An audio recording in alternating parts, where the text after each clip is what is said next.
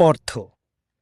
আর তোমরা বিশ্বাস করো আমি যা নাজিল করেছি, যা তোমাদের কাছে থাকা কিতাবকে সত্যায়ন করে, আর তোমরা তার প্রথম অস্বীকারী হইও না, আর আমার আয়াতগুলোকে অল্প মূল্যে বিক্রি করো না, এবং শুধু আমাকেই ভয় করো।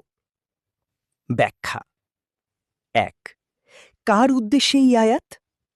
মূলত বনি ইসরাইল, ইহুদি আলেমদের উদ্দেশ্যে বলা হয়েছিল। তারা তাওরাতে নবী সাল্লাল্লাহু আলাইহি ওয়াসাল্লামের আগমনের খবর জানত, কিন্তু স্বার্থের কারণে সত্য লুকিয়েছিল। তাই আল্লাহ বললেন, তোমরা তো আগে থেকেই জানো, তাহলে কেন অস্বীকার করছ? ২।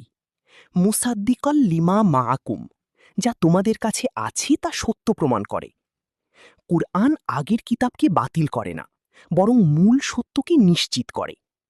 অর্থাৎ সব নবী একই বার্তা এনেছেন, এক আল্লাহর ইবাদত, এইটাই মূল শিক্ষা। ৩।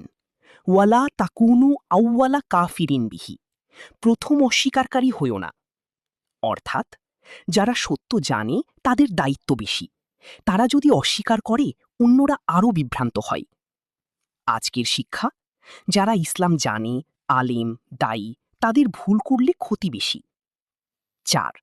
ওয়ালা তাশতারু বি আয়াতি সামানান কালিলা, আমার আয়াতের বিনিময়ে সামান্য মূল্য গ্রহণ করো না। তখন কি হতো? আলেমরা সত্য বদলে দিত, ধনী বা ক্ষমতাবানদের খুশি করতে ফতোয়া দিত। আজকের বাস্তবতা, দুনিয়ার লাভের জন্য সত্য লুকানো, হারামকে হালাল বলা, সোশ্যাল মিডিয়ায় ভুল ইসলাম ছড়ানো, এগুলো সবই এই আয়াতের অন্তর্ভুক্ত সতর্কতা। ৫। ওয়া ইয়া ফাত্তাকুন, শুধু আমাকেই ভয় করো। এর মানে মানুষ কি বলবে সেটা নয়, আল্লাহ কি বলবেন সেটাই গুরুত্বপূর্ণ।